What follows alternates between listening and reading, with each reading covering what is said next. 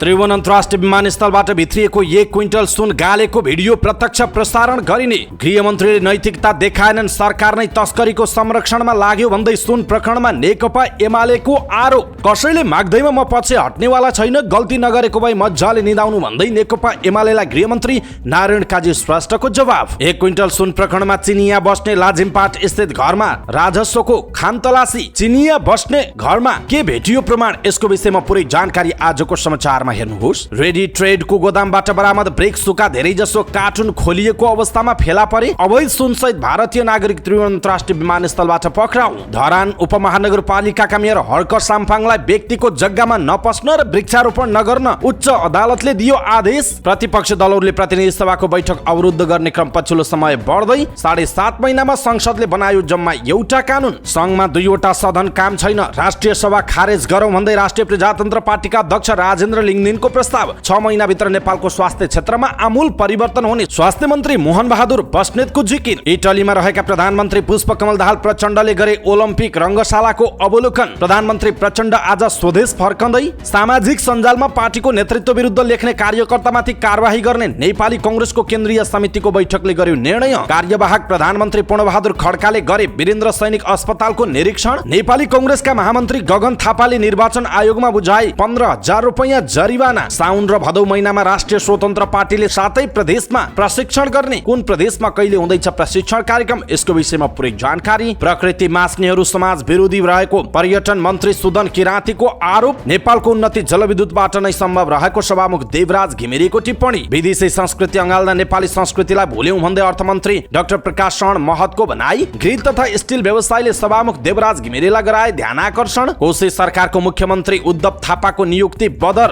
राष्ट्रपतिको उपचार खर्चमाथि परेको रिट दर्ता गर्न सर्वोच्चको आदेश। हवाई टिकटको भ्याट खारेजी माग गर्दै व्यवसायीहरू अदालतमा। साउन अन्तिमदेखि किशोरीलाई स्कुलमै गएर एचपीभी खोप दिने तयारी। लघुवित्त संस्था विरुद्धको संघर्ष समितिको सरकारलाई ध्यानाकर्षण। कैलालीमा 7 ग्राम खैरो हिरोइन सहित 2 जना पक्राउ। नियमित करदाताले पुष्पशान्तसम्म कर तिरे 10% छुट दिने काठमाडौँ महानगरपालिकाको निर्णय। समाज कल्याण परिषदले जमिन प्रयोग गरी भाडा नतिर्ने व्यवसायमाथि रकम असुलीको प्रक्रिया अगाडि बढायो। 5,82,64,000 बक्यौता देखियो। 3 वर्षको परिषदको आम्दानी दोब्बर वृद्धि। लम्पी स्किन रोग संक्रमित पशुको दूध पिउन हुन्छ कि हुँदैन, चिकित्सकको सुझाव के छ, यसको विषयमा पुरै जानकारी। नेपाल प्रहरीले विभिन्न समयमा बरामद भएका झण्डै 9,000 थान हतियार जलाएर नष्ट गर्यो। रेड क्रस सोसाइटीले माग्यो रेड क्रस ऐन निर्माणका लागि सरकारसँग सहयोग। राष्ट्रिय किसान सञ्जालले कालीमाटी तरकारी तथा फलफुल बजार विकास समितिको कार्यालयमा दियो धरना। लघुवित्त पीडितसँग वार्ता गर्न अर्थ मन्त्रालयले बनायो समिति। नेपाली शेर्पा सहित नर्वेजियन आरोहीले 92 दिनमा 14 हिमाल चढेर राखे कीर्तिमान। एपीएस मार्फत दक्षिण कोरियामा श्रमिक पठाउने देशमध्ये नेपाल सर्वोत्कृष्ट। गलत सूचनामा विश्वास नगर्न आग्रह। लगातार चौथो दिन पनि शेयर बजार रातामै देखियो। झण्डै 30 अङ्कले घटेर शेयर बजार 2126.48 बिन्दुमा। 6वटा अफ्रिकी देश निशुल्क अन्न पठाउने रुसी राष्ट्रपति भ्लादिमिर पुटिनको घोषणा। भारतको सिक्किम सरकारले सुत्केरीलाई 1 वर्ष लामो तलबी बिदा दिने। कम्बोडियाका प्रधानमन्त्री हुन सेनले छोरालाई सत्ता हस्तान्तरण गर्ने। 19औं एसियाली खेलकुदको आयोजना मिति नजिकिँदै गर्दा नेपालले आफ्ना खेलाडीको तयारीलाई तीव्रता दियो। खेलकुद मन्त्री डिक बहादुर लिम्बुले गरे एसियाड बासको निरीक्षण। महिला विश्वकप फुटबलमा पोर्चुगलको पहिलो जित। एसियन गेम्सको महिला भलिबलमा नेपालले कोरिया र भियतनामसँग खेल्ने। विश्वकप फुटबलको एसिया चरणको प्रारम्भिक चरणमा नेपालले लाओससँग खेल्ने। र समाचार पार्टी हेल्थ टिप्स अन्तर्गत आज हामी हेपाटाइटिस के हो, किन हुन्छ हेपाटाइटिस, कसरी हुन्छ, कसलाई लाग्छ र कसरी बच्न सकिन्छ भन्ने विषयवस्तुमा हेल्थ टिप्स प्रस्तुत गर्छौं। हामीलाई अन्तिमसम्म हेर्नुहोला। दर्शक महानुभाव नमस्कार। समाचारपाटी.com को न्यूज बुलेटिनमा यहाँलाई हार्दिक स्वागत छ। म प्रहलाद चन्द्र घिमिरे। आज मिति विक्रमसम्म 2080 साल साउनको 12 गते शुक्रबार ईस्वीसम्म सन् 2023 जुलाई 28 तारिक। आज अधिक साउन शुक्ल दशमी। आज विश्व हेपाटाइटिस दिवस। यहाँहरू सम्पूर्णलाई विश्व हेपाटाइटिस दिवसको धेरै शुभकामना छ। समाचारको अन्तिममा आज विश्व हेपाटाइटिस दिवसको सन्दर्भमा हामीले हेपाटाइटिस के हो, किन, कसरी र कसलाई लाग्छ, कसरी बच्न सकिन्छ भनेर हेल्थ टिप्स प्रस्तुत गर्दैछौँ। हामीलाई अन्तिमसम्म हेर्नुहोला। सदाको चाहिँ आज पनि हामी उपस्थित भएका छौँ। आजका मुख्य समाचार, ब्रेकिङ न्युज अपडेट लगायत तपाईँलाई काम लाग्ने हेर्नै पर्ने महत्त्वपूर्ण समाचारहरू लिएर हाम्रो मेहनतका लागि यो भिडियोमा एउटा लाइक अवश्य गर्नुहोला। दर्शक महानुभाव, पलपलको न्युज अपडेट हेर्नका लागि हाम्रो च्यानललाई तपाईँले अहिलेसम्म सब्स्क्राइब गर्नुभएको छैन भने कृपया सब्स्क्राइब गर्नुहोस् अनि नजिकै आउने बेल आइकनलाई क्लिक गर्नुहोला। दैनिक रूपमा हेर्नुहुन्छ भने रेगुलर भनेर लेख्नुहोला। आज पहिलोचोटि हेर्दै हुनुहुन्छ भने फर्स्ट टाइम भनेर लेखिदिनुहोला। देशभित्र हुनुहुन्छ भने आफू रहेको गाउँ ठाउँ सहर जिल्लाको नाम लेख्नुहोला। विदेशमा हुनुहुन्छ भने कुन देशबाट हामीलाई हेरिरहनु भएको छ त्यो कुरा तलको कमेन्ट बक्समा कमेन्ट गर्नुहोला। आउनुहोस् दर्शक महानुभाव, आजका मुख्य समाचार सुरु गरौँ तस्करीको 1 क्विन्टल सुन गालेको भिडियो प्रत्यक्ष प्रसारण गरिने प्रसङ्गबाट। विमानस्थलबाट गत साउन 2 मा बरामद भएको तस्करीको 100 किलो अर्थात् 1 क्विन्टल सुन गालेको भिडियो प्रत्यक्ष प्रसारण गरिने भएको छ। स्कुटरको ब्रेक सुमा लुकाएर ल्याइएको सुन ब्रेक सुबाट छुट्याएर यकिन गर्दाको प्रक्रिया सर्वसाधारणलाई प्रत्यक्ष प्रसारण मार्फत जानकारी दिन लागेको राजस्व अनुसन्धान विभाग स्रोतले जनाएको छ। हालसम्मकै ठूलो सुन तस्करी घटना कसरी भयो र सुन लुकाउनका लागि के सम्म भयो भन्ने जानकारी दिने हिसाबले प्रत्यक्ष प्रसारण गर्न खोजिएको विभागको दाबी छ। टेलिभिजनबाट प्रत्यक्ष प्रसारण गर्दाको प्रक्रिया र सुरक्षा बारे नेपाल राष्ट्र बैङ्कको टक्सार विभागसँग राजस्वले छलफल समेत गरिसकेको छ। ब्रेकसुबाट सुन छुट्याउने प्रक्रियाको प्रत्यक्ष प्रसारणका लागि राजस्वबाट प्रस्ताव आएको टक्सार विभागले जनाएको छ। सुरक्षाको उपाय अवलम्बन गर्दै सरकारी टेलिभिजनबाट प्रत्यक्ष प्रसारण गर्ने गरी छलफल भएको छ, स्रोतले भनेको छ। यसबारे विभागले प्रधानमन्त्रीसँग छलफल गर्नुपर्ने भएकाले निर्णय भने शुक्रबार प्रधानमन्त्री नेपाल फर्किएपछि मात्रै गर्ने तयारी छ। प्रधानमन्त्री फर्किएपछि मात्रै सुन गाल्ने गरी तयारी दुवै विभागले गरेका छन्। सुन गाल्नका लागि राजस्व अनुसन्धान विभाग, भन्सार विभाग, राष्ट्र बैङ्क, आन्तरिक लेखा परीक्षण विभाग, टक्सार लगायत 8 देखि 14 जना अधिकारीको प्रत्यक्ष निगरानी चाहिन्छ। ब्रेकसुबाट सुन छुट्याउन 1 दिन लाग्ने र गुणस्तर जाँचका लागि थप केही घण्टा लाग्न सक्ने राष्ट्र बैङ्कले जनाएको छ। राजस्व अनुसन्धान विभागले विमानस्थल भन्सारको हाताबाट साउनको 2 गते साँझ 5 बजे सुनसहित 2 जनालाई पक्राउ गरेको थियो। हङकङबाट नेपाल ल्याइएको तस्करीको सुन प्रकरणमा बुधबार साँझसम्म राजस्व अनुसन्धान विभागले 1 चिनिया र 1 भारतीय नागरिक सहित 17 जनालाई नियन्त्रणमा लिइसकेको छ। पक्राउ पर्नेमा 3 जना भन्सार विभागकै कर्मचारी समेत रहेको जनाइएको छ। दर्शक महानुभाव, तस्करीको 1 क्विन्टल सुन गालेर सुनको परिणाम निकाल्ने र सुन गालेको भिडियो चाहिँ प्रत्यक्ष प्रसारण गरेर सबै सर्वसाधारणहरूलाई देखाउने राजस्व अनुसन्धान विभागले जुन जमर्को गरिरहेको छ, यसप्रति तपाईँ के भन्नुहुन्छ? कृपया कम्तीमा एउटा कमेन्ट तलको कमेन्ट बक्समा कमेन्ट गर्नुहोला। उपप्रधान तथा गृहमन्त्री नारायण काजी श्रेष्ठले एमाले माग्दैमा आफूले राजीनामा नदिने प्रश्न पार्नु भएको छ। महोत्तरीमा आयोजित एक कार्यक्रमलाई सम्बोधन गर्दै उहाँले तस्करी, भ्रष्टाचार र विकृतिको डुङ्गुर थुपार्न आफूलाई हटाउन खोजेको उहाँले आरोप लगाउनु भएको छ। उहाँले भन्नुभएको छ, अहिलेको सरकारले एक सूत्रीय कार्यक्रम बनाएको छ, सुशासन, समृद्धि र सामाजिक न्याय। तपाईहरूले अहिले देख्नु भएको छ भ्रष्टाचार र बेथिति विरुद्ध ठुल्ठुला अभियानहरू सञ्चालन गरिरहेका छौँ। नक्कली भुटानी शरणार्थी प्रकरण, ललिता निवास जग्गा प्रकरण सहित सबै प्रकरणको स्वतन्त्र र स्वस्थ अनुसन्धान गरेर दोषीलाई कानुनी कारबाही गर्ने पहल कदमी अगाडि बढाएका छौँ। यस्ता कदमले विश्राम लिनेवाला छैन। अब पुग्यो भनेर सरकार बस्दैन। कसैले अब सरकार चुप बस्छ भन्ने आशा गरेको छ भने त्यो हुँदैन। भ्रष्टाचारी, कमिसनखोर, तस्करी र अपराधीहरूको विरुद्ध हामी अन्तिम बिन्दुसम्म अगाडि बढ्छौँ। तपाईँहरूले देख्नु भएको छ, जसले भ्रष्टाचार र तस्करी विरुद्ध अभियान चलाउँछ उसले पद छोडिदिनु पर्यो भनेर कोही कराइरहेका छन्। ठान्नु भएको होला, छाडिदिएदेखि त अब अरू तस्करी, भ्रष्टाचारी, बेथिति र विकृतिको डुङ्गुर फेरि लगाउन पाइन्थ्यो। अहिलेको छानबिनको प्रक्रिया रोकिन्थ्यो। ठानेर कसैले सोच्नु भएको छ भने म निवेदन गर्छु, त्यो दिन आउनेवाला छैन। गृहमन्त्री नारायण काजी श्रेष्ठको भनाइरहेको छ। हामी छाड्नेवाला छैनौँ। उहाँले भन्नुभयो, कसैलाई सजिलो बनाउन छाड्नेवाला छैनौँ। हामी ललिता निवास, भुटानी शरणार्थी प्रकरण, सुन तस्कर बारे पनि छानबिन अन्तिमसम्म पुर्याउनेछौँ। अनियमितता र कानुनको उल्लङ्घन भएको ठाउँमा कानुनको दायरामा ल्याउनेछौँ। एकचोटि धम्काएपछि पछाडि जान्छ भन्ने कसैले नसोचे हुन्छ। हामी विचलित हुनेवाला छैनौँ। जनता हाम्रो साथमा छन्। यो देशको मुहार फेराउन अगाडि बढाउने हाम्रो सङ्कल्प साथमा छ। सरकारको ठुलो अभियान चलिरहेको बेलामा जनताको साथ छ, तर आफ्नो निजी स्वार्थमा मात्र अस्तित्व देख्नेहरूले जनताको समर्थन र सत्यलाई देख्न सकेका छन्। म अहिले नै भन्छु, तपाईहरू सच्चिनुहोस्। अहिले पनि मौका छ। कोही मान्छे सुत्दैनन् रे। मेरो के दोष भयो त? गल्ती नगरेको भए मजाले सुत्नु, निदाउनु। तर भ्रष्टाचार र अपराधमा पनि साँच्चै संलग्न छ भने पनि सुत्ने ठाउँ छ। तपाईहरूलाई आपराधिक क्रियाकलापमा संलग्न भएकाले निन्द्रा नलागेको हो भने आउनुहोस्, प्रहरीमा आत्मसमर्पण गर्नुहोस्। हामी मजाले सुत्ने ठाउँको व्यवस्था गर्छौँ। अब छोड्नेवाला छैन, गृहमन्त्री नारायण काजी श्रेष्ठले भन्नुभएको छ। दर्शक महानुभाव, एमालेलाई गृहमन्त्री श्रेष्ठले भन्नुभएको छ, कसैले राजीनामा दिँदैमा म राजीनामा दिनेवाला छैन। गल्ती नगरेको भए मजाले निदाउनु भनेर उहाँले जसरी भन्नुभएको छ, यसप्रति तपाईँको धारणा के छ? गृहमन्त्री नारायण काजी श्रेष्ठको पछिल्लो अभिव्यक्तिहरू, उहाँले गरेका क्रियाकलापहरू अनि नेकपा एमाले गृहमन्त्रीकै संलग्नता छ, राजीनामा दिनुपर्छ भनेर भनिरहेको विषयलाई तपाईँ के भन्नुहुन्छ? आफ्नो कुरा तलको कमेन्ट बक्समा कमेन्ट गर्नुहोला।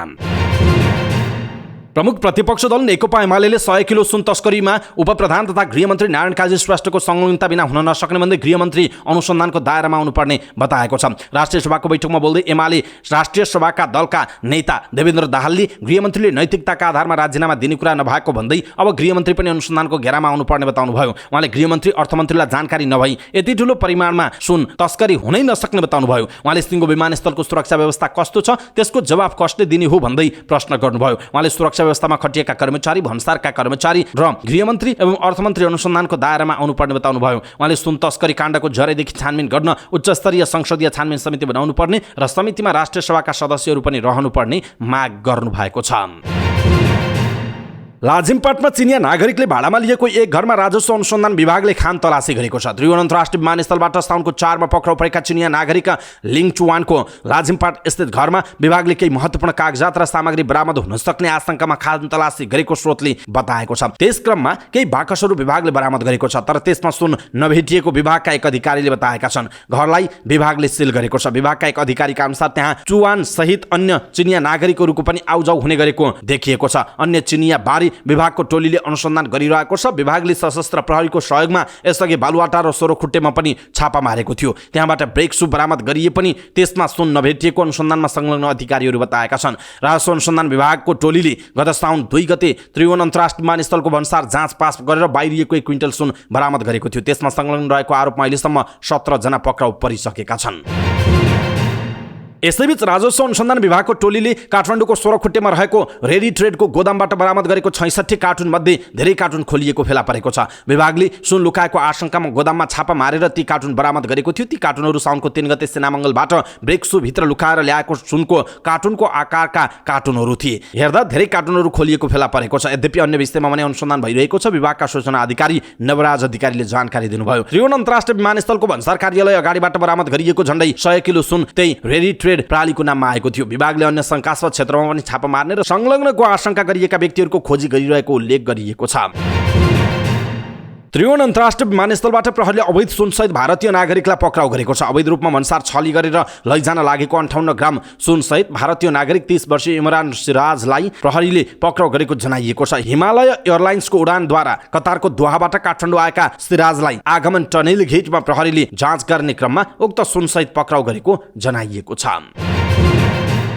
उच्च अदालत विराटनगरले सर्दु जलाधार क्षेत्रको व्यक्तिले भोगचलन गर्दै आएको जग्गामा वृक्षारोपण नगर्न अन्तरिम आदेश जारी गरेको छ। धरान 4 की रोजिना अधिकारीले दायर गरेको रिटमा सुनवाई गर्दै उच्चका न्यायाधीश मिलन राईको इजलासले अधिकारीले भोगचलन गरिरहेको जग्गामा अनाधिकृत रूपमा प्रवेश गर्ने, बिरुवा रोप्ने जस्ता कार्य निवेदनको अन्तिम टुङ्गो नलागेसम्म नगर्न आदेश दिएको हो। अघिल्लो शनिबार धरानका मेयर हर्क साम्पाङले धरान बाँझगरा गाविस वडा नम्बर 9 ग कित्ता नम्बर 421 र 345 को जग्गामा वृक्षारोपण गर्नुभएको थियो। रोजिना अधिकारीको नाममा धनी पूर्जा रहेको जग्गामा गएर वृक्षारोपण गर्न थालेपछि जग्गाधनी वृक्षारोपण स्थलमा आउनु भएको थियो। उहाँलाई नगर प्रहरी लगाएर लछार पछार गर्दै मेयर साम्पाङले अभियन्ता सहित वृक्षारोपण गर्नुभएको थियो। आफूले भोगचलन गरिरहेको जग्गा कब्जा गरी वृक्षारोपण गरेपछि अधिकारी उच्च अदालत जानु भएको हो। उहाँले दिएको रिट निवेदनको सुनवाई गर्दै न्यायाधीश राईको इजलासले यसमा के कसो भएको हो, निवेदकको माग बमोजिम आदेश किन जारी नहुनु पर्ने हो, बाटोको म्याद बाहेक 15 दिनभित्र अदालतमा हाजिर हुन धरानका मेयर हर्क साम्पाङलाई आदेश दिएको छ। अधिकारीले धरान उपमहानगरपालिकालाई विपक्षी बनाएर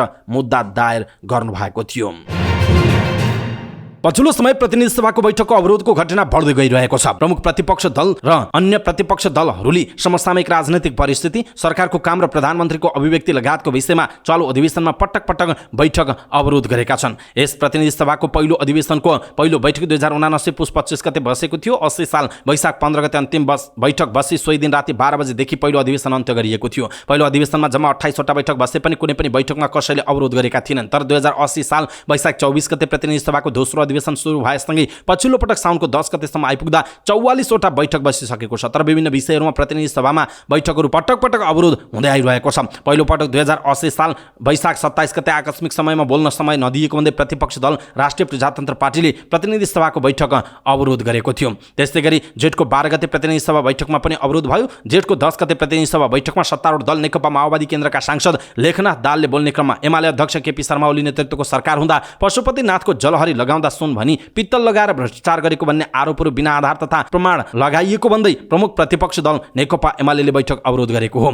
यस्तै जेठको 13 गतिको बैठकमा प्रधानमन्त्री पुष्पकमल दाहाल प्रचण्डले यसबारेमा जवाफ दिएर सांसद लेखनाथ दाहालको अभिव्यक्ति संसदको रेकर्डबाट हटाएसँगै बैठक सुचारू भएको थियो। त्यस्तै जेठको 21 गते प्रतिनिधि सभा बैठकमा पनि प्रमुख प्रतिपक्षी दल नेकपा एमाले र प्रतिपक्षी दल राष्ट्रिय स्वतन्त्र पार्टीले अवरोध गर्यो। प्रधानमन्त्री पुष्पकमल दाहाल प्रचण्डले भारत भ्रमणको विषय र नागरिकता विधेयक प्रमाणीकरणको विषयलाई लिएर बैठकमा अवरोध भएको थियो। जेठको 22 गतेको बैठकमा प्रधानमन्त्री पुष्पकमल दाहाल प्रचण्डले नागरिकता विधेयक प्रमाणीकरण र आफ्नो भारत भ्रमणको सम्बन्धमा स्पष्ट पारेसँगै बैठक सुचारू भयो। असारको 12 गतेको बैठक बजेट वक्तव्यमा जिल्ला निर्वाचन कार्यालयहरूलाई जिल्ला प्रशासन मातहत राख्ने विषय आएको र सो विषय खारेज हुनुपर्ने मागसहित एमाले र रासोपाले बैठक अवरोध गर्यो। त्यस्तै गरी 2080-81 को बजेट वक्तव्यको अनुसूची 16 खण्ड क को क्रम संख्या 10 मा रहेको प्रावधान हटाई हाल कायम रहेको जिल्ला निर्वाचन कार्यालय सम्बन्धी व्यवस्था यथावत नै रहेको जानकारी गराएपछि बैठकको अवरोध रासोपाले खुलाएको थियो। यसैबीच एमाले प्रधानमन्त्रीको राजीनामा माग्दै असारको 20 गते संसद बैठक अवरोध गर्यो। पुष्पकमल दाहाल प्रचण्डले दिएको अभिव्यक्तिको कारण संसद बैठक अवरोधको शिकार हुन पुगेको थियो। प्रधानमन्त्री दाहालले सरदार प्रीतम सिंहको जीवनीसँग सम्बन्धित पुस्तक विमोचनका क्रममा आफूलाई प्रधानमन्त्री बनाउन सिंहले भारतका नेताहरूसँग पनि भेटेको भन्ने खालको अभिव्यक्ति दिएसँगै एमाले प्रधानमन्त्रीको राजीनामा सहित संसदको बैठक अवरोध गरेको थियो। असार 31 गतेको प्रतिनिधि सभा बैठकमा सभामुखले केही नेपाल ऐन संशोधन गर्न बनेको विधेयक 2080 सभामा प्रस्तुत गर्न अनुमति प्राप्त भएको घोषणा गर्दा राष्ट्रिय स्वतन्त्र पार्टीले नाराबाजी गर्दै बैठक अवरोध गर्यो। 15 मिनटका लागि बैठक स्थगित गर्नु पर्यो। साउन 10 गते बैठकको पनि प्रमुख प्रतिपक्षी दल नेकपा एमाले अवरोध गर्यो। विमानस्थलबाट 1 क्विन्टल बढी सुन तस्करी भएको विषयमा एमाले गृहमन्त्री र अर्थमन्त्रीको राजीनामा माग गरेको छ। यसरी हेर्दा प्रतिपक्षी दलहरू आक्रामक रूपले संसद अवरोध गर्न अगाडि बढिरहेका छन्। एक ढङ्गले हेर्दा प्रतिपक्षको डरले सरकारले नराम्रा कामहरू नगर्लान् कि भन्ने भन्न सकिन्छ। तर अर्कोतर्फ हेर्दा ऐन कानुन बनाउने थलो जनताको आवाजहरू जनप्रतिनिधि मार्फत बोलिने थलो दिनानुदिन अवरोध हुँदा यसले नकारात्मक सन्देश दिइरहेको जनाइएको छ। दर्शक महानुभाव, यसप्रति तपाईँ के भन्नुहुन्छ? आफ्नो कुरा तलको कमेन्ट बक्समा कमेन्ट गर्नुहोला।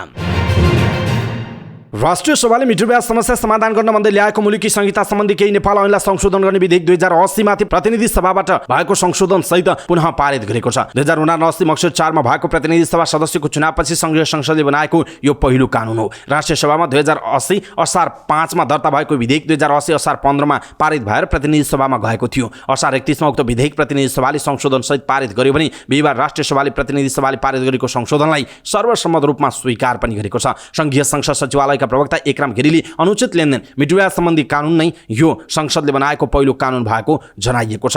राष्ट्रिय सभामा एमाले संसदीय दलका नेता देवेन्द्र दाहाल 7.5 महिनामा एउटा मात्रै कानुन बनाउन सक्नुलाई निराशाको हदको रूपमा व्याख्या गर्नुहुन्छ। राष्ट्रिय सभाले पठाएका विधेयक प्रतिनिधि सभाले समयमै पारित गरेर नपठाउने, सरकारले नयाँ विधेयक नल्याउने र सांसदले लगेका गैर सरकारी विधेयकलाई सरकारले अपनौत लिन डराउने वा नलिने समस्या देखा परेको दाहालको भनाइरहेको छ। राष्ट्रिय प्रजातन्त्र पार्टीका अध्यक्ष राजेन्द्र प्रसाद लिङ्गदेनले प्रदेश संरचना र राष्ट्रिय सभा खारेज गर्नुपर्ने बताउनु भएको छ।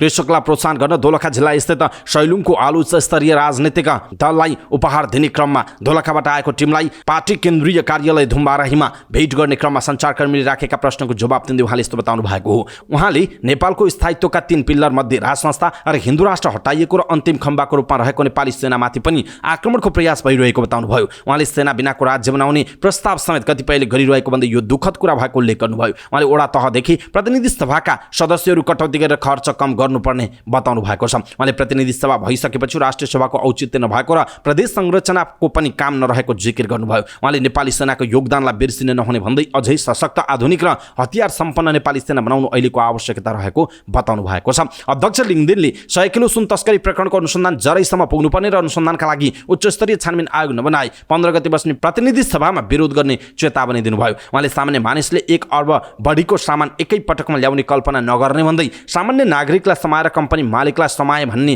फुर्ती नलगाउन उपप्रधान एवं गृहमन्त्री नारायण काजी श्रेष्ठलाई चेतावनी दिनुभयो। उहाँले सुन तस्करी प्रकरणमा ठूलो तहका मानिसको संलग्नता रहेको सहजै कल्पना गर्न सकिने भन्दै अनुसन्धान पूर्ण रूपमा हुनुपर्ने बताउनुभयो। अध्यक्ष लिङ्गदेनले सुन काण्डसँग सम्बन्धित विषयमा सबै दलले छानबिन समितिको माग गरेकाले छानबिन समिति नभएसम्म 15 गतेको संसद बैठकमा पनि विरोध हुने चेतावनी दिनुभएको हो।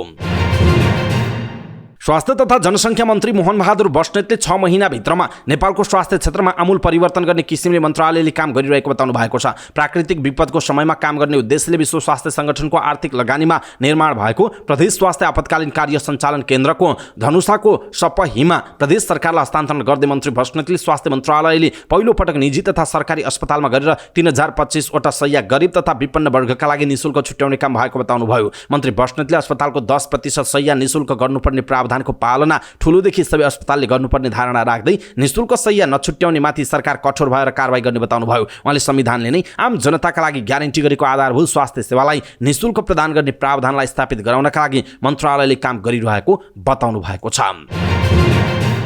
प्रधानमन्त्री पुष्पकमल दाहाल प्रचण्डले इटालीको रोममा रहेको स्टुडियो ओलम्पिकको रोमाको अवलोकन गर्नुभएको छ। इटाली भ्रमणमा रहनुभएका उहाँले ओलम्पिक खेल सञ्चालन हुने रङ्गशालाको अवलोकन गर्नुभएको हो। अवलोकनका क्रममा उहाँले उक्त रङ्गशालाका बारेमा अभिरुचिपूर्वक जिज्ञासा राख्नु भएको थियो। सो रङ्गशालामा 70,000 दर्शक अट्ने बताइएको छ। प्रधानमन्त्री दाहालले खेलाडी आउने जाने मार्ग, प्याराफिट, खेलपछि आयोजना गरिने पत्रकार सम्मेलन कक्ष, रङ्गशाला सञ्चालनका क्रममा प्रयोग गरिने सबै क्षेत्रको अवलोकन गर्नुभयो। उहाँले रङ्गशालामा प्रदर्शनीमा राखिएको इटालीले प्राप्त गरेको पहिलो सिल्ड, खेलाडीका जर्सी लगायतको पनि अवलोकन गर्नुभयो। प्रधानमन्त्री दाहाललाई रङ्गशालाका अधिकारीहरूले सम्पूर्ण जानकारी गराएका थिए।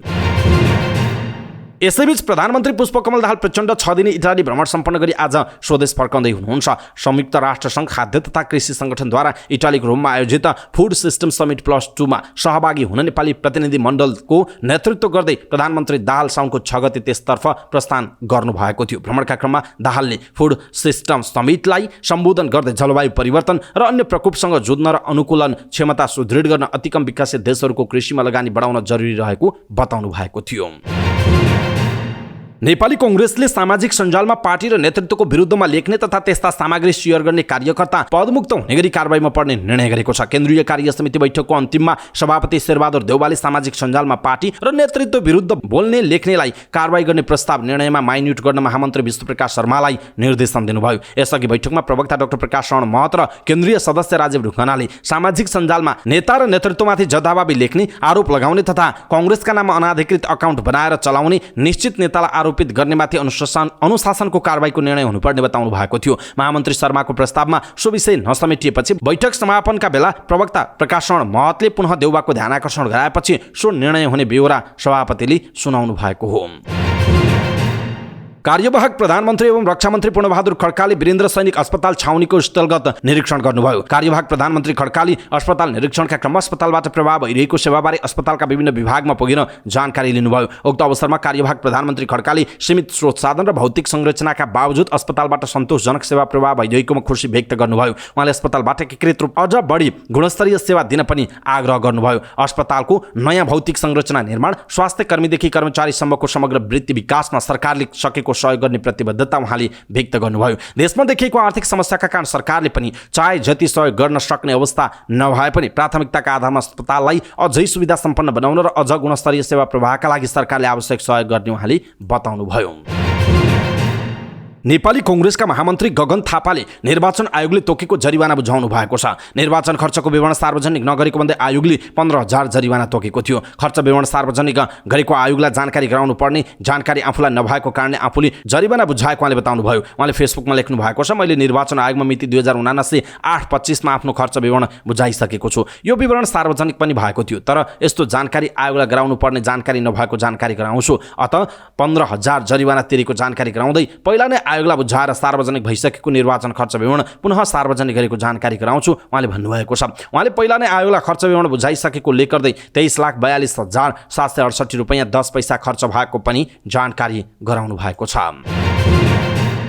राष्ट्रिय स्वतन्त्र पार्टीले साउन र भदौलाई कार्यकर्ता प्रशिक्षणको महिना बनाएको छ। कोशी, गण्डकी, लुम्बिनी र सुदूरपश्चिम प्रदेशको प्रशिक्षण साउनमा गरिने भएको छ। बाँकी 3 प्रदेशमा भदौमा गरिनेछ। राष्ट्रपाले कोशी र लुम्बिनीको प्रशिक्षण सकिसकेको छ। गण्डकी प्रदेशको प्रशिक्षण साउनको 26 र 27 मा पोखरामा हुने तय भएको छ भने सुदूरपश्चिमको प्रशिक्षण धनगढीमा साउनको 19 र 20 का लागि तोकिएको छ। शुक्रबार र शनिबार साउनको 12 र 13 हेटौडामा गर्ने भनिएको प्रशिक्षणको मिति स्थगित भएको छ। बागमती सहित मधेस र कर्णालीको प्रशिक्षण भदौमा गरिने गरी पुनः मिति तय तय हुने प्रशिक्षण विभागका सचिव कमल सुवेदीले जानकारी दिनुभएको छ। पहिले निर्धारित समय अनुसार भदौको 1 र 2 मधेस र भदौको 8 र 9 कर्णालीको प्रशिक्षण गर्ने तय भएको थियो। 3 प्रदेशको प्रशिक्षण भदौमा गर्ने गरी अर्को मिति सार्वजनिक गरिने सुवेदीले जानकारी दिनुभयो। प्रशिक्षणमा सहभागी हुनेहरूमा प्रदेश कमिटीका सदस्य, निर्वाचन क्षेत्र समिति, पालिकाका पार्टी अध्यक्ष, सम्बन्धित क्षेत्रका सांसद, केन्द्रीय सदस्य लगायत सहभागी हुनेछन्। प्रशिक्षण विभागले आयोजना गरेको कार्यक्रममा सभापति रवि लामिछाने सहित शीर्ष नेताले प्रशिक्षण दिनेछन्। प्रशिक्षकको टोलीमा 11 जना रहेको प्रशिक्षण विभागका सचिव सुवेदीले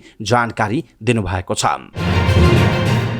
संस्कृति, पर्यटन तथा नागरिक उड्डयन मन्त्री सुदन किराँतीले प्रकृतिलाई अस्वीकार गर्ने मानिस प्रकृति विरोधी भएको बताउनु भएको छ। काठमाडौँमा आयोजित एक कार्यक्रमलाई सम्बोधन गर्दै उहाँले प्रकृतिलाई स्वीकार गरेर प्रकृतिसँगै खेल्न सक्नेहरू सधैँ खुसी हुने बताउनु भयो। उहाँले धरतीका जीवहरू प्रकृतिका फूल भएकाले सबैजना प्रकृतिमा खुसी हुन सक्नुपर्ने बताउनु भयो। उहाँले प्रकृतिको विरोध गरी प्रकृति मास्नेहरू समाज विरोधी भएको पनि बताउनु भएको छ।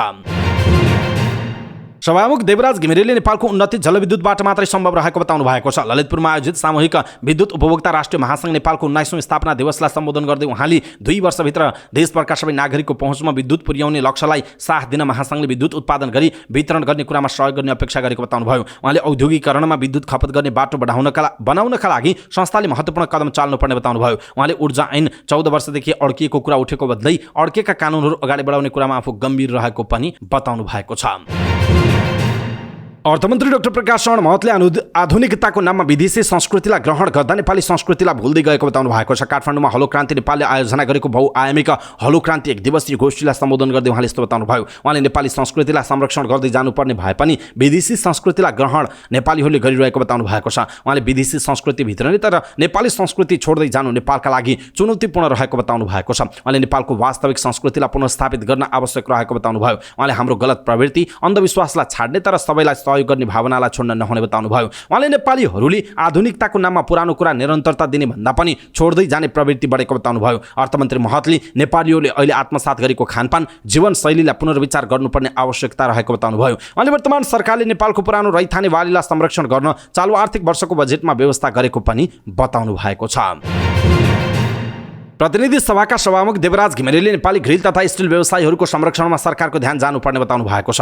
ग्रिल तथा स्टिल व्यवसायी महासंघको टोलीले पेश गरेको ज्ञापन पत्र बुझ्दै सभामुख घिमिरेले ग्रिल तथा स्टिल व्यवसायीहरूको जायज माग सम्बोधनमा सरकारले ध्यान दिनुपर्ने बताउनु भएको हो। केही व्यवसायीहरूले दर्ता नै नगरी व्यवसाय सञ्चालन गरेको पाइएको उहाँले बताउनु भयो। घिमिरेले व्यवसायीहरूलाई उद्योग तथा वाणिज्य मन्त्रालयलाई महसुस हुने गरी कुरा बुझाउनु पर्ने बताउनु भयो। बिहिबार ग्रिल तथा स्टिल व्यवसायी महासंघ नेपालले कम महत्त्व दिइने तथा श्रम र पसिना ज्यादा खर्च हुने यो व्यवसायलाई आम नागरिकले मात्र नभई सरकारले हेर्ने दृष्टिकोण समेत सम्मानजनक नभएको भन्दै सभामुख घिमिरेलाई ध्यानाकर्षण गराएको हो। सभामुख घिमिरेले यस विषयमा सांसदहरूलाई बढी लबिङ गर्नुपर्ने बताउनु भएको छ।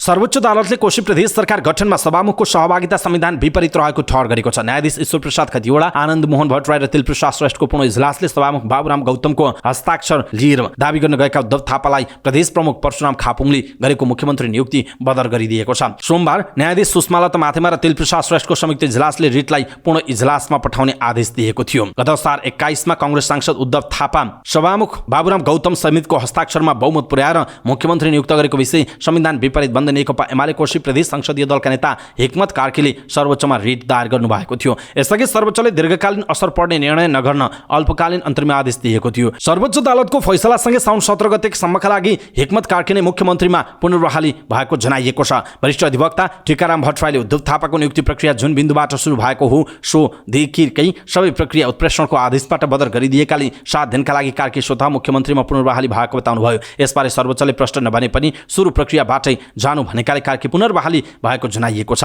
यसैबीच नेकपा एमाले संसदीय दलका नेता कार्कीले आफू मुद्दाका लागि काठमाडौँ आएको भन्दा एक साताका लागि काम चलाउ मुख्यमन्त्रीमा पुनर्बहाली भएको जानकारी पाएको बताउनुभयो। उहाँले आफू विराटनगर जाने बताउनुभयो। अदालतको फैसलामा सभामुखको हस्ताक्षर सहित पेश भएको त्रुटिपूर्ण दावी पत्रलाई मान्यता दिई प्रदेश प्रमुखबाट उद्धव थापालाई कोशी प्रदेशको मुख्यमन्त्री पदमा असारको 21 गते गरिएको नियुक्ति र तत्त सम्बन्धमा गरिएका काम कारबाहीहरू नेपालको संविधान प्रतिकूल देखिएकाले उत्प्रेषणको आदेशबाट बदर हुने ठहर छ भनेकाले उनको नियुक्ति नै बदर भएकाले कार्की स्वतः पुनर्बहाली भएको जनाइएको छ। सर्वोच्च अदालतले राष्ट्रपति रामचन्द्र पौडेलले भारतमा गराएको उपचार खर्च दिने सरकारको निर्णय विरुद्ध परेको रिट निवेदन दर्ता गर्न आदेश दिएको छ। न्यायाधीश हरिप्रसाद फुयालको इजलासले अधिवक्ता विष्णुकुमार गिरीले पेश गरेको रिट निवेदन दर्ता गर्न आदेश दिएको हो। अधिवक्ता गिरीले राष्ट्रपति पौडेलको उपचार खर्च बेहोर्ने सरकारको निर्णय बदरको माग गर्दै असार 24 मा सर्वोच्च अदालतमा रिट निवेदन पेश गरेका थिए। तर 13 दिनपछि रजिस्ट्रार निर्मला पौडेलले राष्ट्रपति पौडेलको उपचार खर्च बेहोर्ने निर्णय सरकारको नितान्त नीतिगत विषय र कार्यपालिकाको क्षेत्राधिकारको विषय भएकाले कसलाई उपचार खर्च दिने नदिने भनी न्यायालयबाट निर्क्युल हुने विषय नभएको दाबी गर्दै निवेदन दरपेट गरेकी थिइन्। रजिस्ट्रार पौडेलको आदेश खारेजीको माग गर्दै अधिवक्ता गिरीले इजलास समक्ष निवेदन दिएका थिए। बिहिबार न्यायाधीश फुयालको इजलासले उक्त रिट दर्ता गर्न आदेश दिएको जनाइएको छ। राष्ट्रपति पौडेललाई छातीको समस्या भएपछि उपचारका लागि गत वैशाख 6 मा भारतको दिल्ली स्थित all India institute of medical science एम्समा लगिएको थियो। उहाँको उपचार गराएर वैशाख 17 मा स्वदेश फर्किनु भएको थियो। उहाँको उपचारका लागि लागेको 55,02,279 रुपैयाँ सरकारले बेहोर्ने निर्णय गरेको भन्दै परराष्ट्र मन्त्रालयले 15 सालमा अर्थ मन्त्रालयसँग रकम निकासा माग गरेको थियो।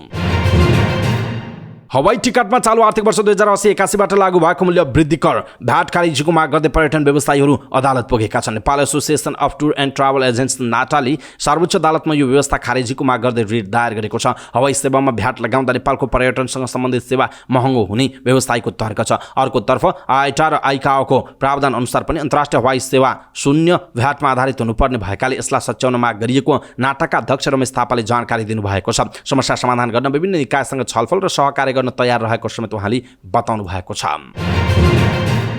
सरकारले ह्युमन प्यापिलोमा भाइरस HPV विरुद्धको खोप साउनको अन्तिम सातादेखि लगाउन सुरु गर्ने भएको छ। 9 वर्ष पुरा भएका र 15 वर्ष नपुगेका किशोरीहरूलाई दिन लागेको HPV खोप कुन ठाउँबाट दिने भन्नेबारे छलफल चलिरहेको उल्लेख छ। स्वास्थ्य सेवा विभाग अन्तर्गतको बाल स्वास्थ्य तथा खोप शाखाका प्रमुख डाक्टर अभियान गौतमका अनुसार पाइलट प्रोजेक्टका रूपमा यो कार्यक्रमलाई सञ्चालन गरिनेछ। सम्भावित ठाउँको नाम स्वास्थ्य मन्त्रालयलाई पठाएका छौँ। हाम्रो तयारी साउनको अन्तिमबाट सुरु गर्ने भन्ने छ, डाक्टर गौतमले भन्नुभएको छ। मन्त्रालयबाट निर्णय भएपछि सबै कुरा जानकारी हुनेछ। उहाँका अनुसार कुनै एक जिल्ला वा 2-3 पालिकाका किशोरीलाई दिने योजना छ। हामीसँग थोरै मात्र खोप भएकाले धेरै ठाउँका किशोरीलाई दिन सकिने अवस्था छैन। करिब 9,000 किशोरी लाभान्वित हुने गरी केही पालिका वा जिल्ला हेरेर HPV खोप दिन सक्छौँ उहाँको भनाइरहेको छ। अहिले चीनबाट खरिद गरेको 20,000 भाइल HPV विरुद्धको खोप हाल टेकुस्थित खोप भण्डारणमा राखिएको छ। सरकारी स्तरबाट पहिलोपटक किशोरीलाई दिन लागेको HPV विरुद्धको खोप गत असार 19 मा नेपाल आइपुगेको थियो। तर 1 महिनासम्म खोप भण्डारण केन्द्रमा थन्किएर बसेको छ। डाक्टर गौतमका अनुसार खोप लगाउन ढिलाइ हुनुका कारण दुईवटा छन्। पहिलो हो पाइलट प्रोजेक्टका रूपमा सञ्चालन गर्दा सबै कुराको व्यवस्थापन हुनुपर्ने र हाल बर्खाको मौसम भएकाले तत्काल नै खोप सम्भव नभएको जनाइएको छ। HPV विरुद्धको खोप स्कुलमा केन्द्र बनाएर सञ्चालन गरिनेछ। स्कुल बाहिर रहेका किशोरीको हकमा भने नियमित खोप सञ्चालन हुने केन्द्रमा दिने योजना रहेको जनाइएको छ। लघु वित्तीय संस्था विरुद्धको सङ्घर्ष समितिले आफ्ना मागहरूको सम्बन्धमा सरकारलाई ध्यान आकर्षण गराएको छ। लघु वित्त संस्थाहरूको खारेजीको माग गर्दै आन्दोलित भइरहेको लघु वित्त संस्था विरुद्धको सङ्घर्ष समितिले अर्थ मन्त्रालयका सहसचिव द्वय भूपाल बराल र धनीराम शर्मालाई भेट गरी आफूहरूको सङ्घर्षको कार्यक्रम र मागहरूको सम्बन्धमा ध्यान आकर्षण गराएको हो। समितिले लघु वित्तीय संस्थाहरूको खारेजी, लघु वित्तीय संस्थाहरूद्वारा लगाइएको सामूहिक ऋण मिनाहा, गरिब किसानलाई निःशुल्क ऋण प्रदान, आवश्यकता र क्षमताका आधारमा काम र दामको व्यवस्था र समाजवादी अर्थतन्त्रको विकासको माग राखी आन्दोलनरत सङ्घर्ष समितिले आफूहरूको सो माग र सङ्घर्षको कार्यक्रमको बारेमा सहसचिव द्वयलाई जानकारी गराएको समितिका सचिव तथा वार्ता समिति संयोजक रमेश तामाङले बताउनुभयो। आफूहरूले पुनः छलफलका लागि बोलाउने आश्वासन पाएको पनि उहाँले बताउनुभयो। समिति विगत 18 महिनादेखि सङ्घर्षमा रहेको र विगत 15 दिनदेखि समितिका अध्यक्ष मणिराम गेवाली माइतीघर मण्डलामा आमरण अनसनमा बसिरहेको उहाँले जानकारी दिनुभएको छ। साउनको 5 गतेदेखि आफूहरूले काठमाडौँ केन्द्रित आन्दोलन गरिरहेको तामाङको भनाइरहेको छ। कैलालीमा ठूलो परिणामको लागु औषध खैरो हिरोइनसहित प्रहरीले 2 जनालाई पक्राउ गरेको छ। विशेष सूचनाका आधारमा इलाका प्रहरी कार्यालय मालाखेतीबाट खटिएको टोलीले बिहिबार गोदावरी नगरपालिका 8 स्याउलीबाट 2 जनालाई पक्राउ गरेको इलाका प्रहरी कार्यालयका प्रमुख प्रहरी नायब प्रेक्षक डीएसपी गणेश परालले जानकारी दिनुभयो। पक्राउ पर्नेमा स्याउली उजारमा चम्पा ट्याक्सोको पाटपूर्जा पसल गरी बस्ने धनगढी उपमहानगरपालिका 5 हसनपुरका 32 वर्षीय शरद चौधरी र सोही ठाउँका जेएसके फेन्सी स्टोर पसल सञ्चालन गर्दै आएका 32 वर्षीय मधुसूदन पन्त रहेको डीएसपी बरालले बताउनु भएको छ। चौधरीको साथबाट 6 ग्राम 790 मिलिग्राम र पन्तको साथबाट 240 मिलिग्राम गरेर 730 मिलिग्राम खैरो हिरोइन बरामद गरिएको छ। उनीहरू दुवै जनालाई नियन्त्रणमा लिएर अनुसन्धान भइरहेको प्रहरीले जनाएको छ। काठमाडौँ महानगरपालिकाले तोकिएको अवधिभित्रै आफ्नो व्यवसायको कर बुझाउन सूचना जारी गरेको छ। महानगरपालिकाको राजस्व विभागले सूचना जारी गर्दै कर बुझाएर छुट सुविधा लिन पाउने समेत जनाएको छ। महानगरपालिकाले तिर्ने बुझाउनु पर्ने सम्पत्ति कर, बहाल कर, व्यवसाय करमा दिएको छुट सुविधा लिन आग्रह गरेको छ। सम्पत्ति, व्यवसाय र बहाल कर नियमित तिर्नेलाई आउँदो पुष मसान्तसम्म तिरेमा चालु आर्थिक वर्षको कर रकमको 10% छुट हुने महानगरपालिकाले जारी गरेको सूचनामा उल्लेख गरिएको छ। यसैगरी महानगर क्षेत्रभित्र सञ्चालन भएका होटल, रिसोर्ट वा चलचित्र घरको नाममा घर जग्गा भई वा भाडामा लिएर होटल, रिसोर्ट वा चलचित्र घर निर्माण गरी सञ्चालन गरेको करदाताको हकमा बक्यौता सहितको सम्पत्ति कर चालु आवकको पुष मसान्तभित्र चुक्ता गरेमा थप 30% छुट सुविधा रहेको महानगरको राजस्व विभागले जनाएको छ। यसैबीच महानगरपालिकाले पार्किङ प्रयोजनको भवनमा 10 वर्षसम्म सम्पत्ति कर छुट दिने जनाएको छ। समाज कल्याण परिषदको भवन जमिन प्रयोग गरी भाडा नतिर्ने व्यवसायमाथि रकम असुलीको प्रक्रिया अगाडि बढाएको छ। परिषदको आर्थिक प्रशासन नियमावली 2050 को नियम 62(4) मा परिषदले आफ्नो स्वामित्वमा रहेका एवं भोगाधिकार प्राप्त गरेका भवन, जमिन र उपकरण निर्धारित प्रक्रिया अपनाई भाडामा दिन सक्ने व्यवस्था अनुसार भिकुटी मण्डप सञ्चालन कार्यालयबाट उपलब्ध गराएको जमिन, भवन प्रयोग गरी निर्धारित भाडा नतिरेका व्यवसायी उप असुली प्रक्रिया अगाडि बढाइएको परिषदले जनाएको छ। महालेखा परीक्षकको कार्यालयले 2079 असार मसान्तसम्म असुल उपर गर्नुपर्ने भनी बक्यौतामा राखेका व्यवसायमाथि परिषदले असुली प्रक्रिया अगाडि बढाएको हो। महालेखाले 51 जना व्यवसायीको नाममा रहेको बक्यौता 5,82,64,786 रुपैयाँ सम्झौता बमोजिम रकम असुल गर्न परिषदलाई भनेको थियो। महालेखा परीक्षकको कार्यालयले सम्झौता भङ्ग गरी असुली प्रक्रियामा जानु भनेर स्पष्ट निर्देशन दिएकाले असुली प्रक्रिया अगाडि बढाइएको परिषदका भृकुटी मण्डप सञ्चालन कार्यालयका आर्थिक प्रशासन प्रमुख दुर्गा भट्टराईले जानकारी दिनुभएको छ। पशु सेवा विभागको पछिल्लो तथ्याङ्क अनुसार देशभर 10,54,055 पशुमा लम्पी स्किन संक्रमण देखिएको छ, जसमध्ये 7,68,641 पशु निको भइसकेका छन्। तर आम मानिसमा लम्पी स्किन रोग संक्रमित पशुको दुध पिउँदा कुनै रोग सर्छ कि सर्दैन भन्ने प्रश्न छ। पछिल्लो समय देशभर पशुहरू लम्पी स्किनबाट संक्रमित भएसँगै आम मानिसमा लम्पी स्किन रोग संक्रमित पशुले दिने दुध पिउँदा रोग सर्न सक्ने त्रास पाइन्छ। तर लम्पी स्किन रोग संक्रमित पशुको दुध पिउँदा कुनै रोग नसर्ने पशु चिकित्सकहरू बताउँछन्। पशु सेवा विभागका वरिष्ठ पशु विकास अधिकृत डाक्टर चन्द्र ढकालले लम्पी स्किन रोग लागेको पशुको दुध उमालेर खान सकिने बताउनुभयो। उहाँले लम्पी स्किन रोग जुनोटिक रोग नभएको भन्दै यो रोग पशुबाट मानिसमा सर्ने रोग नभएको जानकारी दिनुभयो। उहाँले अहिलेसम्मको अध्ययनले यो रोग मान्छेमा नसरेको पनि बताउनुभयो। नेपाल प्रहरीले विभिन्न समयमा बरामद भएका झण्डै 9,000 थान हतियार जलाएर नष्ट गरेको छ। विभिन्न मिति र ठाउँबाट कानुन बमोजिम जफत भएका, प्राप्त हुन आएका, बरामद भएका वा व्यवहारिक गरी 8,896 थान हात हतियार बिहिबार काठमाडौँको कपनमा नष्ट गरिएको प्रहरीले जनाएको छ। भरुवा बन्दुक 6,074 थान, 12 बोर 177 थान, विभिन्न प्रकारका पिस्तोल 1,076 थान, म्याग्नम 232 थान, एयर गन 29 थान, सर्ट गन 229 थान, 303 राइफल 626 थान, रिभल्भर 334 थान, ग्यास गन 10 थान, हर्नेट 25 थान र नाम नखुलेका 84 थान हात हतियार नष्ट गरिएको प्रहरी प्रधान कार्यालयले जनाएको छ। काठमाडौँ महानगरपालिका 11 नेपाल प्रहरी केन्द्रीय विशेष कार्यदल कपन परिसरमा हतियार नष्ट गर्नका लागि प्रहरी प्रधान कार्यालय, कार्य विभाग, प्रहरी अतिरिक्त महानिरीक्षक समेतका प्रतिनिधि, गृह मन्त्रालय, जिल्ला प्रशासन कार्यालय काठमाडौँ, कोष तथा लेखा नियन्त्रण कार्यालय लाइनचौर एवं स्थानीय प्रतिनिधि र बुढा नीलकण्ठ नगरपालिका 11 का वडा अध्यक्ष लगायतको सहभागिता रहेको थियो। गृह मन्त्रालयले गएको जेठ 17 गतिको पत्र अनुसार हतियार नष्ट गर्न नेपाल प्रहरी प्रधान कार्यालय, कार्य विभागका प्रहरी अतिरिक्त महानिरीक्षक मीरा चौधरीको अध्यक्षतामा प्राविधिक टोली गठन गरेको थियो। नेपाल रेड क्रस सोसाइटीले रेड क्रस ऐन निर्माणका लागि सरकारसँग सहयोग मागेको छ। रेड क्रस सोसाइटीले पत्रकार सम्मेलन नै गरेर रेड क्रस भित्रको समस्या समाधान गर्न रेड क्रस ऐन निर्माणका लागि सरकारसँग सहयोग मागेको हो। संस्थाका नवनिर्वाचित महामन्त्री भूपति लाल श्रेष्ठले रेड क्रस ऐन नबनेका कारण पनि समस्या उत्पन्न भएको भन्दै रेड क्रसको केन्द्रीय तहमा विवाद हुँदा स्थानीय तहमा काम गर्न समस्या भएको उल्लेख गर्नुभयो। उहाँले संस्थाको लेखा परीक्षण पनि हुन नसकेको र नेपाल रेड क्रस सोसाइटीको विधान नेपालको संविधान बमोजिम परिमार्जन नभएको बताउनुभयो। संस्थालाई समावेशिता, समानुपातिक, प्रादेशिक संरचनामा लैजानु पर्ने भन्दै अबको 6 महिनाभित्र विधान संशोधन हुने बताउनुभयो। रेड क्रस अन्तर्राष्ट्रिय मूल्य मान्यता अनुसार अगाडि बढेको उहाँले बताउनुभयो। उहाँले रेड क्रसलाई राजनीतिकरण गर्न नहुने पनि बताउनुभयो। श्रेष्ठले विश्वका 100 भन्दा बढी देशमा कानुन निर्माण गरी राष्ट्रिय रेड क्रस सोसाइटीहरू सञ्चालित रहेको जानकारी दिँदै नेपाल रेड क्रसको पनि कानुनी आधार बलियो बनाउन रेड क्रस ऐन निर्माणका लागि सरकार, सरोकारवाला र सञ्चार माध्यमहरूको भूमिका महत्त्वपूर्ण रहने बताउनु भएको छ। पत्रकार भेटघाट कार्यक्रममा नेपाल रेड क्रस सोसाइटीका नवनिर्वाचित अध्यक्ष प्राध्यापक सुदर्शन प्रसाद नेपालले संस्थाको नवीकरण, रेड क्रस कानुनको निर्माणमा पहल र साधारण सभा गरी मानवीय सेवाका गतिविधिहरूलाई अझ बढी प्रभावकारी रूपमा अगाडि बढाउने बताउनु भएको छ।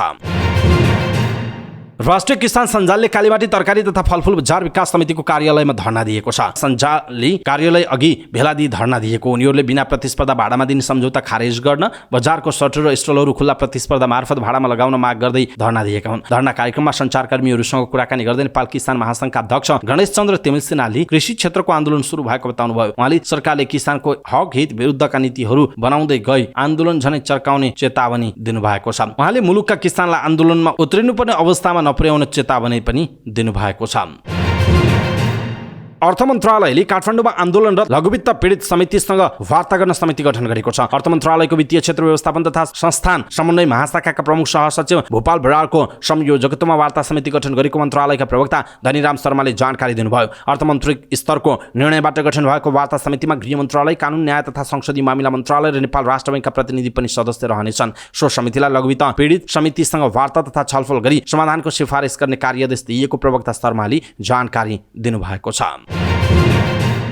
नर्वेकी आरोही क्रिस्टियन हरिला र नेपाली गाइड तेन्जिन लामा शेर्पाले विश्वको दोस्रो अग्लो K2 हिमालको सफल आरोहण गरेका छन्। पाकिस्तानमा रहेको K2 हिमाल ब्रोड पिक 8611 मिटरको हरिला र शेर्पाले आज बिहान आरोहण गरेको 7 समिट ट्रेक्स कम्पनीले जनाएको छ। उक्त हिमालको सफल आरोहणसँगै क्रिस्टियन र तेन्जिनले विश्वका 8000 मिटरभन्दा अग्ला 14वटा हिमालहरू 3 महिनामा सफल आरोहण गरेको कम्पनीको भनाइ छ। उनीहरूले 3 महिनामा 14वटा हिमाल आरोहण गरेका कम्पनीका प्रबन्ध निर्देशक मिङमा शेर्पाले जानकारी दिनुभयो। यसअघि आरोही निर्मल पूर्जाले सन् 2019मा 6 महिना 6 दिनमा पूरा गर्नुभएको थियो। हरिला र शेर्पाले 8000 मिटरभन्दा अग्ला 14वटा हिमाल 4 महिनाभित्रै आरोहण गर्ने लक्ष्य राख्नु भएको थियो। हरिला यसअघि विश्वका 8000 मिटरभन्दा अग्ला 14वटा हिमाल 1 वर्ष 5 दिनमा सफल आरोहण गरी सबैभन्दा छिटो आरोहण गर्ने पहिलो महिला आरोही बन्नु भएको थियो। हरिला र शेर्पाले सगरमाथा, कञ्चनजङ्घा, लोत्से, मकालु, धौलागिरी, अन्नपूर्ण, मनासलु, चो ओयु, सिसपाङ्गा, नाङ्गा पर्वत, गासरब्रम 2, गासरब्रम 1, ब्रोड पिक र K2 हिमालको सफल आरोहण गरिसकेको जनाइएको छ। रोजगार अनुमति प्रणाली EPS मार्फत दक्षिण कोरियामा श्रमिक पठाउने विषयमा सामाजिक सञ्जालमा आइरहेका गलत सूचनामा विश्वास नगर्न EPS कोरिया शाखाले आग्रह गरेको छ। शाखाको लेटर प्याड किर्ती गरी तत्काल नेपालबाट कुनै पनि कामदार कोरिया नभित्र्याउने सम्बन्धी अत्यन्त जरुरी सूचना भन्दै भ्रम छर्ने काम भइरहेकाले त्यस्ता सूचनामा विश्वास नगर्न वैदेशिक रोजगार विभाग अन्तर्गत EPS कोरिया शाखाले सूचना जारी गरेको छ। यस्तो कार्यमा संलग्नलाई साइबर अपराध अनुसार कारबाहीको लागि नेपाल प्रहरीको साइबर ब्युरोमा पत्र पठाइसकेको पनि शाखाले जनाएको छ। यस्तै कुनै पनि आधिकारिक सूचनाहरूका लागि सम्बन्धित शाखाको वेबसाइट www.epsnepal.gov.np तथा राष्ट्रिय स्तरको दैनिक पत्रिकामा सूचनाहरू हेर्न पनि शाखाले आग्रह गरेको छ।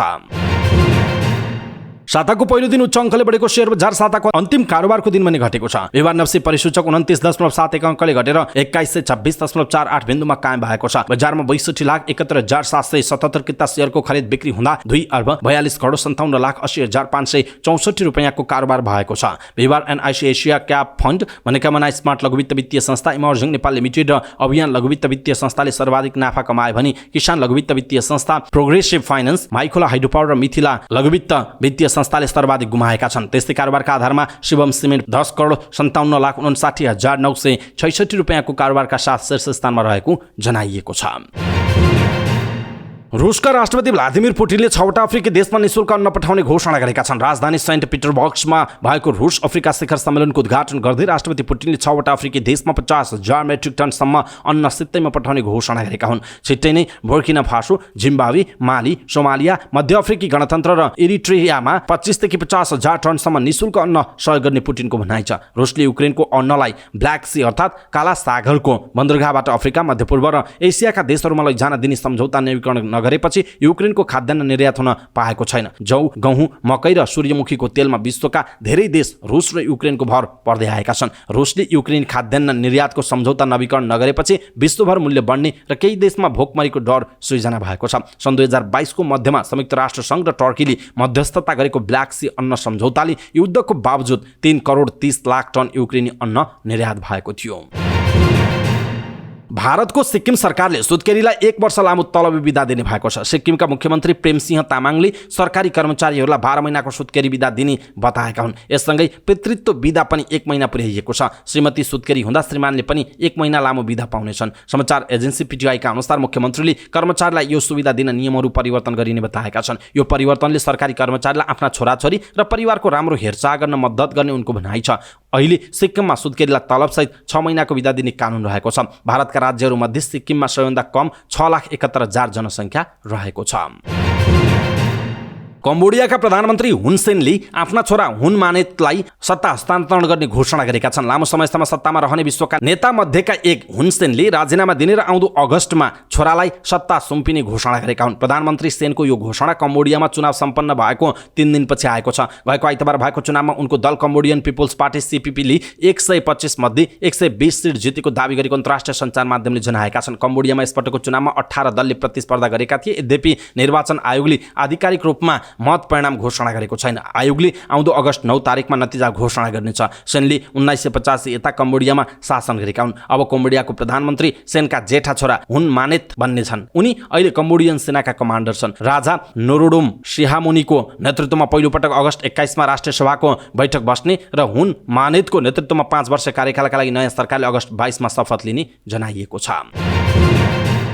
19औं एसियाली खेलकुदको आयोजना मिति नजिकिँदै गर्दा नेपालले आफ्नो खेलाडीको तयारीलाई तीव्रता दिइरहेको छ। चीनको हाङझाओ शहरमा हुने 19औं एसियाली खेलकुद सुरु हुन अब 57 दिन मात्र बाँकी छ। करिब 2 महिनाको समय बाँकी छँदा नेपालले आफ्ना खेलाडीलाई विदेश र स्वदेशमा प्रशिक्षण गराउँदै आएको छ। यसपटक नेपालले सहभागी गराउने 29 खेलमध्ये बक्सिङ, तेक्वान्दो र करातेलाई पदक सम्भावनामा रहेको भन्दै पहिलो प्राथमिकतामा राखेर तयारी थालिएको छ। साथै खेलकुदका कार्यकारी निकायले पनि खेलाडीको प्रशिक्षण र तयारीबारे निरीक्षणमा तीव्रता दिइरहेका छन्। यसैबीच युवा तथा खेलकुद मन्त्री डिगबहादुर लिम्बू र राष्ट्रिय खेलकुद परिषद राखेपका सदस्य सचिव टङ्कलाल घिसिङले 19औं एसियाली खेलकुदको तयारी प्रशिक्षणमा रहेका विभिन्न 4 खेलको निरीक्षण गर्नुभयो। हाल पौडी, बक्सिङ, तेक्वान्दो, कुस्ती, टेबल टेनिस, गल्फ, क्यानोनिङ र फेन्सिङ गरी 9 खेलका खेलाडी वैदेशिक प्रशिक्षणमा छन्। स्वदेशमा प्रशिक्षण गरिरहेका खेलाडीको तयारीका बारेमा खेलकुदका कार्यकारी निकायले निरीक्षण गर्दै आएको जनाइएको छ। मन्त्री लिम्बू र राखेपा सदस्य सचिव घिसिङले विभिन्न स्थानमा अभ्यास गरिरहेका एथलेटिक्स, फुटबल, भलिबल र उशुको तयारी प्रशिक्षणमा रहेका खेलाडीको निरीक्षण गर्नुभएको हो।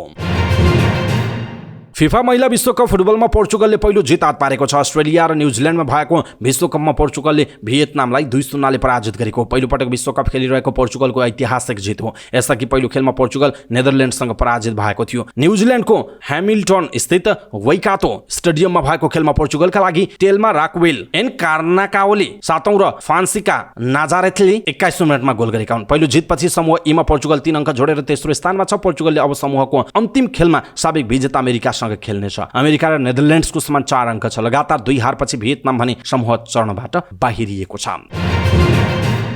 चीनको हन्झाओमा आगामी सेप्टेम्बर 23 देखि अक्टोबर 8 सम्म हुने 19औं एसियन गेम्सको भलिबलको समूह विभाजन सार्वजनिक भएको छ। बिहिबार भएको ड्र अनुसार महिलातर्फ नेपाल समूह C मा परेको छ। यस समूहमा नेपालले दक्षिण कोरिया र भियतनामसँग खेल्ने जनाइएको छ। दुवै एसियाका बलिया राष्ट्र हुन्। विश्व वरियतामा कोरिया 35औं स्थान र भियतनाम 47औं स्थानमा छन्। नेपालको महिला भलिबल टोलीले पहिलोपटक एसियन गेम्स खेल्न लागेको हो। त्यसका लागि अरुणाको कप्तानीमा नेपाली टोली प्रशिक्षण गरिरहेको छ। टोलीलाई बेल्जियन प्रशिक्षक एन्डी ब्रान्ट र नेपालका सफल प्रशिक्षक जगदीश भट्टले प्रशिक्षण दिइरहेका छन्। सन् 2016 मा अमेरिका, क्यानाडा र मेक्सिकोमा संयुक्त रूपमा आयोजना हुने फिफा विश्वकपको एसिया छनौटको प्रारम्भिक चरणमा नेपालले लाओससँग खेल्ने भएको छ। मलेसियाको कालालुम्पुरमा भएको प्रारम्भिक चरणको ड्रमा नेपालले लाओसलाई प्रतिद्वन्दी पाएको हो। विश्वकपको एसिया छनौटको प्रारम्भिक चरणमा तल्लो वरियताको 20 टिमलाई 2 पटक विभाजन गरिएको थियो, जसमा नेपाल पट 1 र लाओस पट 2 मा परेको हो। प्रारम्भिक चरणको छनौट होम एन्ड अवेको आधारमा खेलाइने जनाइएको छ। छनौट खेल अक्टोबरको 12 र 17 मा हुनेछ। नेपालले गत चैतमा प्रधानमन्त्री कप 3 नेसन्स कपमा लाओससँग खेलेको थियो। भुटानसँग सम्मिलित उक्त प्रतियोगितामा नेपालले फाइनलमा लाओसलाई हराएर उपाधि जितेको थियो।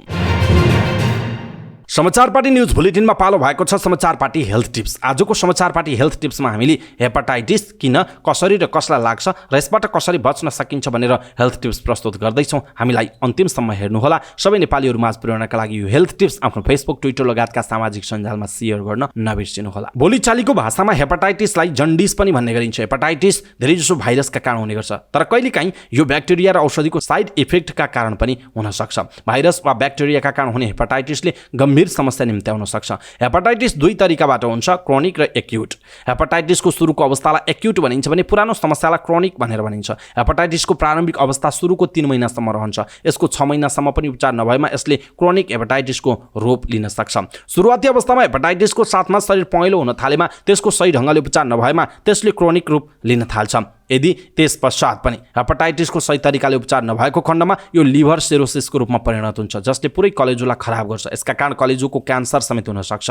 सामान्यतया hepatitis A, B, C, D र ई गरी 5 प्रकारका हुन्छन्। त्यसमध्ये हेपाटाइटिस बी सबैभन्दा बढी घातक मानिन्छ। हेपाटाइटिस बी भएमा यसले कलेजोलाई छेद विच्छेद बनाई मानिसको मृत्यु समेत गराउन सक्छ। हेपाटाइटिसका रोगीमध्ये हेपाटाइटिस ए, बी र सीका बिरामी बढी मात्रामा देखिने गर्छ। त्यसो भए हेपाटाइटिसका लक्षणहरू के हुन् त? ज्वरो आउने, वाकवाकी लाग्ने, उल्टी हुने, खान मन नलाग्ने, जिउ दुख्ने, शरीर पहेँलो हुने, अत्याधिक थकाइ महसुस हुने, पिसाब पहेँलो हुने, पेट दुख्ने, जिउ चिलाउने, पखाला लाग्ने वा कब्जियत हुने हुन सक्छ। हेपाटाइटिस हुनुको कारण के हो त? रगतमा बिलिरुबिन बढेमा मानिसलाई हेपाटाइटिस हुने गर्छ। हेपाटाइटिस भएमा शरीर पहेँलो देखिन थाल्छ। शरीरमा हेपाटाइटिसको संक्रमण विभिन्न कारणले हुने गर्छ। पानी, विषाक्त सुईको प्रयोग, असुरक्षित शारीरिक सम्पर्क लगायतका कारणले यो रोग एकबाट अर्को मानिसमा पनि सजिलै सर्ने गर्छ।